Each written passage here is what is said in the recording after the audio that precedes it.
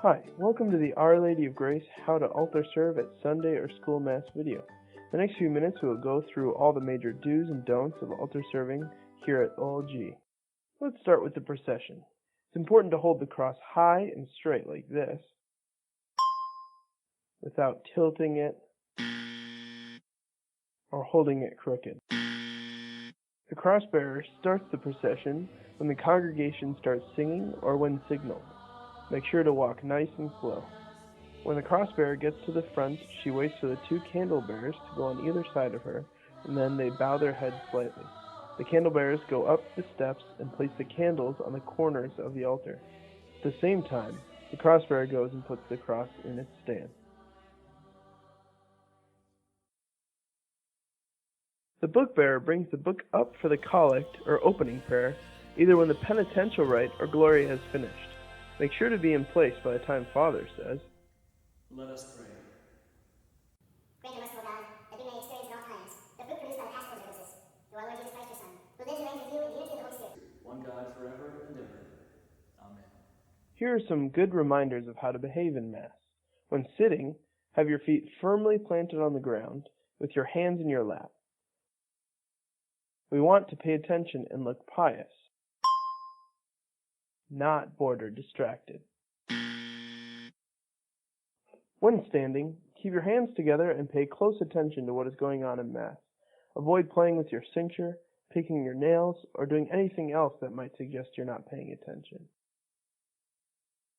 Avoid being like him, and be more like him. Now let's go over the gospel procession. When the priest stands, everyone else stands up as well, and we start singing the Alleluia.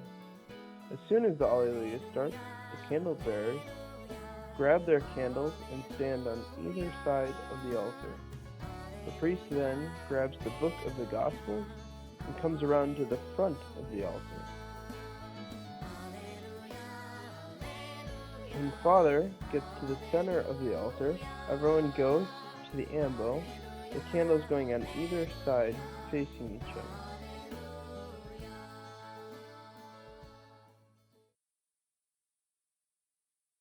The Lord be with you. And with your spirit. A reading from the Holy Gospel according to St. John. Glory be to you, Lord. Mary Magdalene stood crying outside the tomb. The Gospel of the Lord. Praise to To you, Lord Jesus Christ. After Father has finished the Gospel, the candle bearers return their candles to the altar, bow, and return to their seats for the homily. Let's take a look at setting the altar. After the petitions have finished, the book bearer grabs the book on the stand, the other candle bearer grabs the presider's chalice, and the cross bearer grabs the tray. They all walk up together. When at the altar, they bow in unison, and the book bearer places the book on the top left corner of the corporal, angled towards the center of the altar, and opens it to the green tab.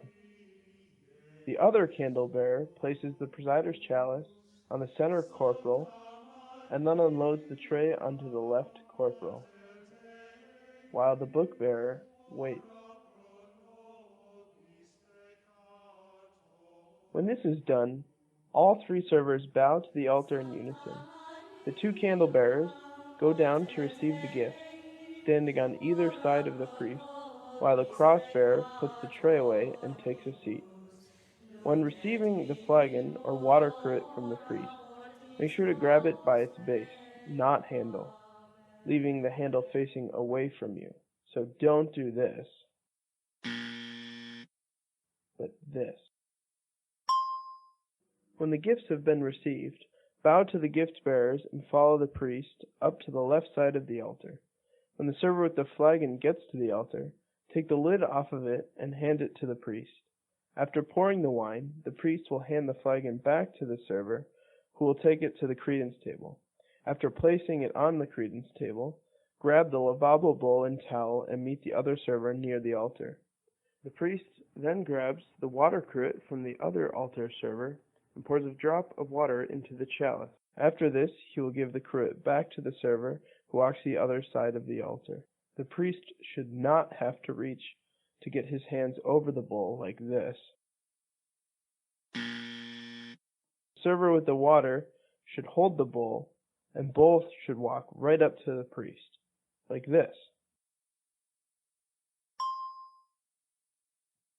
Let's talk about ringing the bells. A server should ring the bells once when the priest lowers his hands over the gifts, like this.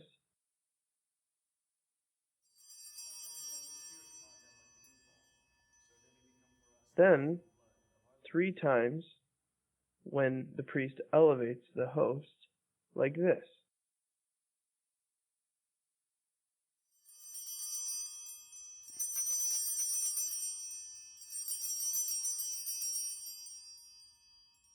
Then another 3 times when he raises the chalice, like this.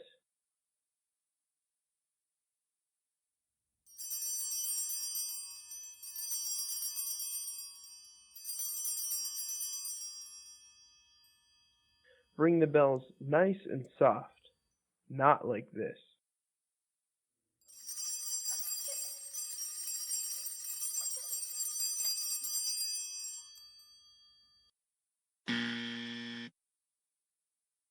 While praying the Our Father, keep your hands together, like this. We want to avoid looking like this. Now it's time for the prayer after communion. The book bearer walks up to the priest as he stands up, so that he's in place by the time Father says, Let us pray. Look with kindness upon your people, O Lord, and grant, we pray, that those who face their new by eternal cities may attain the blessed and incorruptible glory of resurrection. Through Christ our Lord. Amen. Finally, we've gotten to the recession. Now may God bless you, the Father, and the Son, and the Holy Spirit. Amen. Go in peace. Thanks be to God.